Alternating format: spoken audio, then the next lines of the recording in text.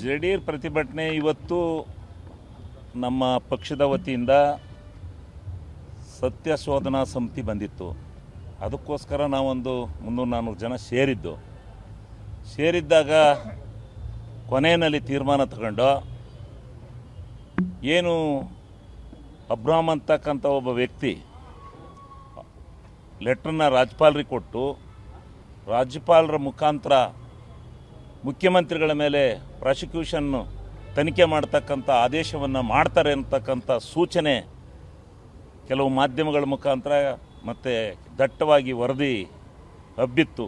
ಅದಕ್ಕೋಸ್ಕರ ನಾವು ಈಗಲೇ ಮುನ್ನೆಚ್ಚರಿಕೆ ಕೊಡ್ತಕ್ಕಂಥ ರಾಜ್ಯಪಾಲರಿಗೆ ಮತ್ತು ಕೇಂದ್ರ ಸರ್ಕಾರ BJP ಸರ್ಕಾರಕ್ಕೆ ಇಡಿಯನ್ನು ಉಪಯೋಗಿಸ್ಕೊಂಡು ನೀವೇನಾದರೂ ಈ ರೀತಿ ಅನ್ಯ ಮಾರ್ಗಕ್ಕೆ ಇಳಿದ್ರೆ ಕರ್ನಾಟಕ ರಾಜ್ಯದಲ್ಲಿ ರಕ್ತ ಕ್ರಾಂತಿ ಆಗುತ್ತೆ ಅಂತಕ್ಕಂಥ ಒಂದು ಎಚ್ಚರಿಕೆಯನ್ನು ಮುನ್ನೆಚ್ಚರಿಕೆ ಕೊಡ್ತಕ್ಕಂಥ ದೃಷ್ಟಿಯಿಂದ ಇವತ್ತು ನಾವು ಆ ಪ್ರತಿಭಟನೆಯನ್ನು ಮಾಡಿ ಜಿಲ್ಲಾಧಿಕಾರಿಗಳಿಗೆ ಈ ಮೆಸೇಜನ್ನು ಕಳಿಸಿ ಜಿಲ್ಲಾಧಿಕಾರಿಗಳಿಗೆ ಹೇಳಿ ಇದು ಅಷ್ಟು ಸುಲಭದ ಮಾತಲ್ಲ.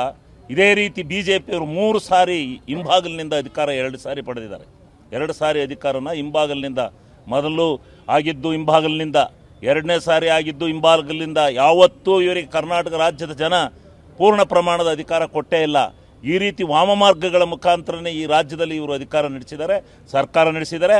ಈ ಸಾರಿಲಿ ಏನಾದ್ರು ಅದೇ ರೀತಿ ನಡೆಸ್ತೀವಿ, ಈ ಸುಭದ್ರವಾದಂಥ ಸರ್ಕಾರನ ಏನಾದರೂ ಇದು ಮಾಡಿ ವ್ಯವಸ್ಥಿತವಾಗಿ ಸಂಚು ಮಾಡಿ ಆ ವ್ಯವಸ್ಥಿತ ಸಂಚಿನಲ್ಲಿ ಏನಾದ್ರೂ ಮಾಡಲಿಕ್ಕೆ ಹೊಂಟ್ರೆ ಈ ಸಾರಿ ಉಗ್ರವಾದಂಥ ಪ್ರತಿಭಟನೆ ಅಲ್ಲ, ರಕ್ತ ಕ್ರಾಂತಿ ಆಗುತ್ತೆ ಅಂತಕ್ಕಂಥ ಎಚ್ಚರಿಕೆಯನ್ನು ಅವ್ರಿಗೆ ಕೊಟ್ಟಿದ್ದೀವಿ, ಮುನ್ಸೂಚನೆ ಕೊಟ್ಟಿದ್ದೀವಿ. ಅಲ್ಲ, ಆ ರೀತಿ ಸಾಧನಗಳು ಈಗ ಟಿವಿನಲ್ಲೆಲ್ಲ ನಿಮ್ಮ ಮಾಧ್ಯಮಗಳಲ್ಲೇ ತೋರಿಸ್ತಾ ಇದ್ದಾರೆ. ಕ್ವಶನ್ ಮಾರ್ಕ್ ಆಗ್ತಾ ಇದ್ದೀರಿ ಅಷ್ಟೇ, ಷಡ್ಯಂತ್ರ ಮಾಡ್ತಾ ಇದ್ದಾರೆ. ಕ್ವಶನ್ ಮಾರ್ಕ್ ಬಂದಿದೆ.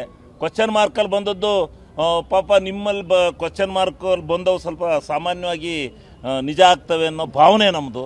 ಅದಕ್ಕೋಸ್ಕರ ಆ ಭಾವನೆಯನ್ನು ಅರಿತು ಹೆಂಗೂ ಸೇರಿದ್ದೀವಿ ಇವತ್ತು ಈ ಸಭೆನ. ಈ ಸಭೆ ಮುಖಾಂತರ ಅವ್ರಿಗೆ ಈಗಾಗಲೇ ಶುರುವಾಯಿತು ಎಚ್ಚರಿಕೆಯ ಗಂಟೆ ಅಂತ ಹೇಳಿ ರಾಜ್ಯಪಾಲರು ಏಜೆಂಟ್ಗಿರಿ ಕೆಲಸ ಮಾಡೋದನ್ನು ಬಿಡಬೇಕು. BJP ಏಜೆಂಟ್ರಿಗಿರಿ ಕೆಲಸ ಮಾಡ್ತಾ ಇದ್ದಾರೆ, ಅವರು ಅದನ್ನು ಬಿಡಬೇಕು. ಒಂದು ವೇಳೆ ಏನಾದ್ರೂ ಇದಕ್ಕೇನಾದರೂ ಈ BJP ಪಕ್ಷ BJP ಸರ್ಕಾರ ಏನಾದ್ರೂ ಕೇಂದ್ರ ಸರ್ಕಾರ ಇದಕ್ಕೆ ಮುನ್ಸೂಚನೆ ಮುನ್ನುಡಿಯನ್ನು ಬರೆಯೋದಾದರೆ ಇದು ಕರ್ನಾಟಕದಲ್ಲಿ ರಕ್ತ ಕ್ರಾಂತಿಗೆ ರೆಡಿ ಆಗಬೇಕು ಅಂತೇಳಿ ಈ ರಾಜ್ಯದ ಜನತೆಗೆ ತಿಳುವಳಿಕೆ ಕೊಡ್ತಕ್ಕಂಥ ದೃಷ್ಟಿಯಿಂದ ಈ ಜಿಲ್ಲೆಯ ಜನತೆಗೆ ಮನವಿ ಮಾಡೋದ್ರ ಮುಖಾಂತರ ನಾವು ಈ ವಿಚಾರವನ್ನು ಇವತ್ತು ಮಂಡನೆ ಮಾಡ್ತೀವಿ. ಏನಿಲ್ಲ, ಸುಭದ್ರವಾದ ಸಿದ್ದರಾಮಣ್ಣ ಇವತ್ತು ಇಡೀ ಕರ್ನಾಟಕ ರಾಜ್ಯದಲ್ಲಿ ಒಂದು ಪ್ರಬಲವಾಗಿರ್ತಕ್ಕಂಥ ಒಂದು ಸರ್ಕಾರನ ಮಾಡ್ತಾ ಇದ್ದಾರೆ. ಆ ಸರ್ಕಾರನ ಏನಾದರೂ ಮಾಡಿ ವಿಫಲಗೊಳಿಸಬೇಕು, ಸರ್ಕಾರನ ತೆಗಿಬೇಕು ಅಂತಕ್ಕಂಥದ್ದು ಅವರ ಮುನ್ಸೂಚನೆ. ಏನಾದರೂ ಯಾವ ವಾಮಮಾರ್ಗದಲ್ಲಿ ಹಿಡಿಬೋದು ಅಂತ. ಈಗ ಮೂಡಾದಲ್ಲಿ ನಾನೊಂದು ಚಾಲೆಂಜ್ ತಗೋತೀನಿ. ಸಿದ್ದರಾಮಯ್ಯನವ್ರದ್ದು ಆ ಮೂಡಾದಲ್ಲಿ ಒಂದೇ ಒಂದು ಪೈಸದ್ದು ಒಂದು ಚೂಜಿ ಮನೆ ಒಟ್ಟು ಸಿದ್ದರಾಮಣ್ಣ ತಪ್ಪಿದ್ರೆ ಅವ್ರು ಹೇಳಿದ ಶಿಕ್ಷೆ ಗುರಿಯಾತೀನಿ ನಾನು. BJPಯವ್ರು ಹೇಳಿದ ಶಿಕ್ಷೆ ಗುರಿಯಾತೀನಿ ನಾನು. ಅದರಲ್ಲಿ ನಾನು 2 ದಿವಸ ಓದಿದ್ದೀನಿ ಆ ಡಾಕ್ಯುಮೆಂಟ್ಸನ್ನು. ಒಂದೇ ಒಂದು ಚೂರ ಬೇಕಾದ್ರೆ ನೀವು ಹೇಳಿದರೆ ಎಳೆಯಾಗಿ ಬಿಡಿಸಿ ಹೇಳ್ತೀನಿ. ನನ್ನ ಹತ್ರ ಡಾಕ್ಯುಮೆಂಟ್ಸ್ ಇದ್ದಾವೆ. ಒಂದೇ ಒಂದು ಚೂರು ಅವ್ರದ್ದು ಆಪಾದನೆ ಇಲ್ಲ, ಗೊತ್ತಾಯ್ತಾ. ಇದರಲ್ಲಿ ಯಾವುದು ಇದಿದೆಯಲ್ಲ ನಿಗಮ, ವಾಲ್ಮೀಕಿ ನಿಗಮವನ್ನು ನಾವು ಸಮರ್ಥನೆ ಮಾಡೋದಿಲ್ಲ, ಯಾವುದೇ ಕಾರಣದಿಂದಲೂ ಸಮರ್ಥನೆ ಮಾಡೋದಿಲ್ಲ. ಅದು ಅನ್ಯಾಯ ಆಗಿದೆ.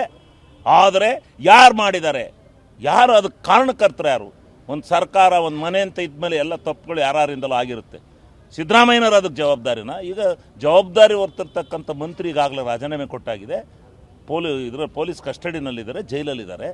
ಅದಕ್ಕೆ ಅಧಿಕಾರಿಗಳು ಮಾಡಿದ್ದಾರೆ. ಅವರು ಹಿಡಿದು ಬಂಧಿಸಿ ಸರ್ಕಾರ ಏನು ಮಾಡುತ್ತೆ? ಸರ್ಕಾರ ದಿವಸ ಹೋಗಿ ಎಲ್ಲ ಇದರಲ್ಲೂ ಕ್ಯಾಶ್ ಬುಕ್ ನೋಡೋಕ್ಕಾಗುತ್ತಾ? ಎಲೆಕ್ಷನ್ ಟೈಮಲ್ಲಿ ಅವರು ಮಾಡಿದ್ದಾರೆ, ಕುತಂತ್ರ ಮಾಡಿದ್ದಾರೆ. ಎಲೆಕ್ಷನ್ ಟೈಮಲ್ಲಿ ದುಡ್ಡನ್ನು ಹೊಡೆದಿದ್ದಾರೆ, ಅನ್ಯಾಯ ಮಾಡಿದ್ದಾರೆ ಅಧಿಕಾರಿಗಳು. ಅದರಲ್ಲಿ ಮಂತ್ರಿ ಕುಮ್ಮಕ್ಕು ಇಲ್ಲ ಅಂತೇಳಿ ಮಂತ್ರಿಗಳು ಸಾರಿ ಹೇಳ್ತಾ ಇದ್ದಾರೆ. ನನಗೆ ಗೊತ್ತಿಲ್ಲ ಈ ವಿಚಾರ, ಕೆಲವು ಅಧಿಕಾರಿಗಳು ಮಾಡಿದ್ದಾರೆ ಅಂತೇಳಿ ಹೇಳ್ತಾ ಇದ್ದಾರೆ. ಅದೇ ರೀತಿ ಇವತ್ತು ನಾವು ಇದರಲ್ಲಿ ಯಾವುದು ಸಿದ್ದರಾಮಣ್ಣಂದು ಒಂದೇ ಒಂದು ಪೈಸೆ ತಪ್ಪಿಲ್ಲ. ಇವರು ನಾಟಕ ಮಾಡ್ಕೊಂಡು ಈ ಆಪಾದನೆ ಮಾಡ್ತಕ್ಕಂಥದ್ದನ್ನು ಮಾಡ್ತಾ ಇದ್ದಾರೆ. ಅದಕ್ಕೋಸ್ಕರ ಇನ್ನು ನಾಟಕ ನಡೆಯೋದಿಲ್ಲ. ಇದೇನಾದರೂ ಜೇನಿನಗುಡಿಗೆ ಕೈಯ ಕಲ್ಲೊಡ್ದಂಗೆ ಆಗುತ್ತೆ ತಿಳ್ಕೊಳ್ಳಿ. BJPಯವರಿಗೆ ಮತ್ತು ಕೇಂದ್ರ ಸರ್ಕಾರಕ್ಕೆ ನಾನು ಎಚ್ಚರಿಕೆ ಕೊಡ್ತಾ ಇದ್ದೀನಿ, ಮುನ್ಸೂಚನೆ ಕೊಡ್ತಾ ಇದ್ದೀನಿ. ನೀವೇನಾದರೂ ಈ ವಾಮಮಾರ್ಗ ಇಳಿದದ್ದೇ ಆದರೆ ಇವತ್ತು ಏನು ಕರ್ನಾಟಕ ರಾಜ್ಯದ ಜನ ಇದ್ದಾರೆ ಯಾವ ರೀತಿ ದಂಗೆ ಹೇಳ್ತಾರೆ ಅಂತಕ್ಕಂಥದ್ದನ್ನು ನೋಡಬೇಕು. ಅದಕ್ಕೋಸ್ಕರ ಇಂಥ ಸಾಹಸಕ್ಕೆ ಕೈ ಹಾಕ್ಬೇಡಿ. ನೀವು ಕೇಂದ್ರ ಸರ್ಕಾರದಲ್ಲಿ ₹1 ಬಜೆಟಲ್ಲಿ ದುಡ್ಡು ಕೊಡೋಕ್ಕೆ ಯೋಗ್ಯತೆ ಅಲ್ಲ ನಿಮಗೆ. ಕರ್ನಾಟಕ ರಾಜ್ಯಕ್ಕೆ ನೀವು ಎಲ್ಲನೂ ಮಾಡಬೇಕು, ಎಲ್ಲ ರೀತಿ ಬರಬೇಕು. ಏನು ಮಾಡಿದ್ದೀರಿ ನೀವು ಕರ್ನಾಟಕ ರಾಜ್ಯಕ್ಕೆ? ಈ ರೀತಿ ಬೇಡ.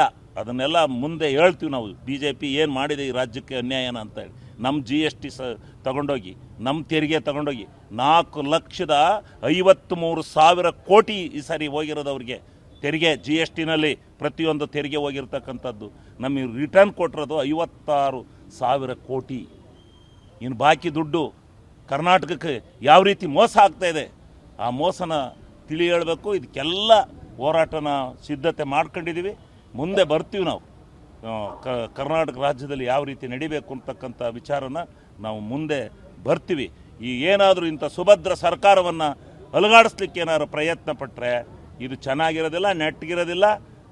ಅದರ ಎಚ್ಚರಿಕೆಯನ್ನು ನಾವು ಕೊಡ್ತಾ ಇದ್ದೀವಿ. ಸಿದ್ದರಾಮಯ್ಯನವ್ರನ್ನ ಬಂಧಿಸಕ್ಕೆ ಮಾಡಿದಾರೋ, ಯಾತಕ್ಕೆ ಮಾಡಿದಾರೋ. ಮತ್ತು ಒಂದು ರಾಜ್ಯದಲ್ಲಿ ಒಬ್ಬ ಮುಖ್ಯಮಂತ್ರಿ ಇದ್ದರೆ, ಈಗ ಮೂಡಾದಲ್ಲಿ ನಾನೇ ಹೇಳಿದ್ದೀನಿ, ಒಂದೇ ಒಂದು ಇದು ತೋರಿಸಿ, ಈಗ ಒಂದೇ ಒಂದು ಪಾಯಿಂಟ್ ತೋರಿಸಿ. ಒಂದು ಪಾಯಿಂಟ್ ತಪ್ಪಿದ್ರೆ ಅವರು ಜಮೀನನ್ನು ತಗೊಂಡಿರೋದ್ರಿಂದ ಹಿಡಿದು, ಅವ್ರ ಹೆಸರು ಬಂದಿರೋದ್ರಿಂದ ಹಿಡಿದು ಹಳಿಯಾಗಿ ಡಾಕ್ಯುಮೆಂಟ್ ಸಮೇತ ಮುಖ್ಯಮಂತ್ರಿಗಳೇ ಹೇಳಿದ್ದಾರೆ. ಡಾಕ್ಯುಮೆಂಟ್ಸ್ ನಿಮ್ಮ ಮುಂದಿದ್ದಾವೆ, ಎವಿಡೆನ್ಸ್ ನಿಮ್ಮ ಮುಂದಿದ್ದಾವೆ. ಯಾವ ರೀತಿ ಆಪಾದನೆ ಮಾಡ್ತೀರಿ? ಸುಮ್ಮನೆ ಒಂಥರ ಗೂಬೆ ಕೂರಿಸೋ ಅಂಥ ಕೆಲಸನ ಮಾಡಿ ಇದು ನಗೆಪಾಟ್ಲಿಗೆ ಗುರಿ ಆಗ್ತಾ ಇದ್ದಾರೆ ಅವರು. ಅದಕ್ಕೇನಾದರೂ ಇವರು ಒಂದು ಸಮರ್ಥವಾದಂಥ ತನಿಖೆ ಮಾಡಿ ಸಿದ್ದರಾಮಯ್ಯನವರು ಅದರಲ್ಲಿ ತಪ್ಪಿಸ್ತಿದ್ರೆ ಆಮೇಲೆ ಹೇಳಲಿ. ಏನೂ ಮಾಡ್ದಲ್ಲೇ ಸುಮ್ಮನೆ ಮೆರವಣಿಗೆ ಹೋಗ್ತೀವಿ, ಇದಕ್ಕೆ ಹೋಗ್ತೀವಿ, ಪಾದಯಾತ್ರೆ ಮಾಡ್ತೀವಿ. ಏನು ಅಸೆಂಬ್ಲಿನಲ್ಲಿ ಚರ್ಚೆ ಆಗದಲ್ಲೇ ಏನು ಬಿಡ್ತಿರಲಿಲ್ಲ. ಇವರು ಇದೇ ವಾಲ್ಮೀಕಿ ನಿಗಮದ ಚರ್ಚೆನ ಕೇಳಿದರು. 7.5 ಗಂಟೆ ಮಾತಾಡಿದರು ವಿರೋಧ ಪಕ್ಷದವರು. ನಾವು ಕೇಳಿದ್ವಿ ಎಲ್ಲರೂ.